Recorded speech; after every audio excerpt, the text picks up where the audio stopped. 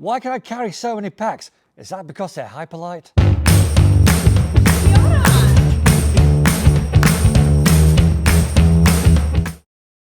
G'day guys, it's Rocky here from Further Faster, and it's a good morning here from very icy Sydenham.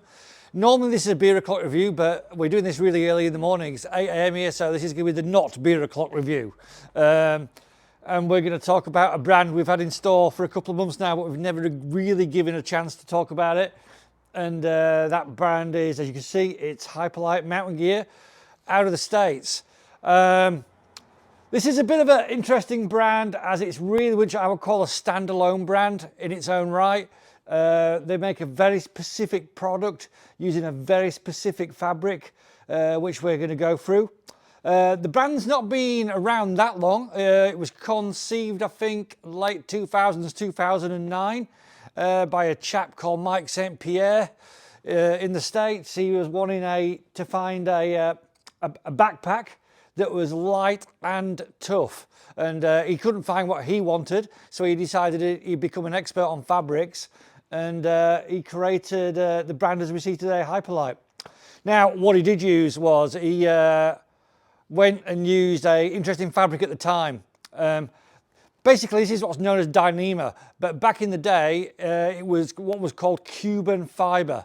And somebody will pick me up on this, but as far as I know, he was probably one of the first guys to use Cuban fiber in any major way in a backpack. And now it's called Dyneema now, Dyneema composite fabric. But back in the day, it's called Cuban fiber. It was very strange. It still is a bit peculiar in the way it looks and the way it feels, but there's probably no fiber on the market which is going to be as tough and as light as this particular material. Super strong. Its strength to weight ratio is ridiculous. Stronger than steel for weight. The old Cuban fiber came from sailcloths back in the day, but now it's got lighter and it's got stronger over the recent years. And he decided that he was going to make his entire line out of it. Now, it's not a cheap fabric, that's for sure, but it is an exceptionally good fabric. What you're paying for is the fact that these packs, this is really hard wearing, to be quite honest. They're going to last you a long time. They're quite simple in design in lots of ways as well. There's not a lot of moving back systems and that. They come in sizes, and they've really got on them what you probably need for the specific sport you're doing. Now, obviously, the guy was a hiker, and he started off with hiking packs, and as the brand's got bigger, it's evolved. So we've, here at Further Faster, like anything we do, we've gone real deep straight away. So we've got a range here. This isn't all what they do, but I thought we'd bring out a few as a flavour. So on the top three here, you've got a sou'wester, you've got a wind rider, wind rider, and an unbound. These top three are what we call through hiking packs. Originally made for like the likes of the AT in the States, the Pacific Crest Trail, where you're going to be on trail for months and months and months, and you just want a reliable product. You're not going to look after it. It's going to be thrown in the dirt. It's going to be dragged around, but you know you want it to work. And hand on heart, this fabric will work. You know, it'll do the job. Coming in a couple of different sizes. You've got, I think, from 40 to 65, depending on how much kit you're taking. We'll sell it for quite a few to people who do the TA, and some people can get away with a 4 litre pack for sure. Others will want that's a 55 sou'wester. That's a 40 wind rider, and that's a 40 unbound. And they're also ever so different in the way they are. Same principle. There's no base compartments in these. You're bagging your stuff in, you're tightening it down, but you will have different pocket arrays, to be quite honest. So the wind rider here, you've got this huge mesh pocket on the side, loads of room down the side, on both sides, but that's open, as opposed to something like the unbound here, where you've got a much tougher pocket on the side as well, and all of them will have wing pockets on the hip belts. Just so you know, no real fancy back system to it. You're onto the Dyneema, but it's super tough.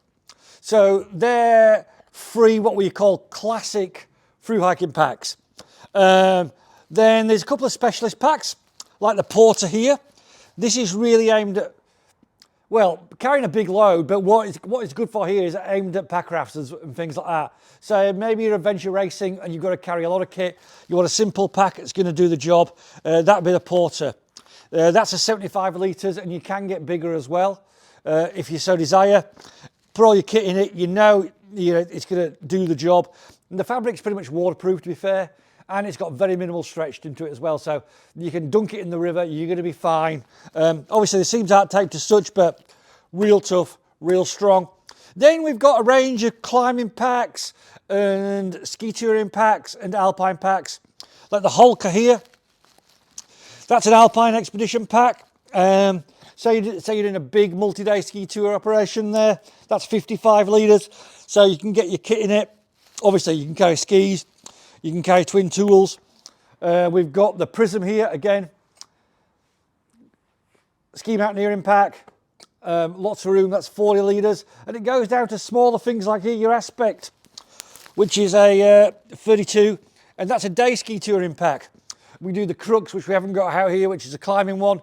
And there's a whole world of accessories as well to go with the stuff. We have the tents, which we're going to do another video on later. It's more about the packs this morning. Yeah, we've got accessories, we've got umbrellas, we've got all kinds of stuff going on.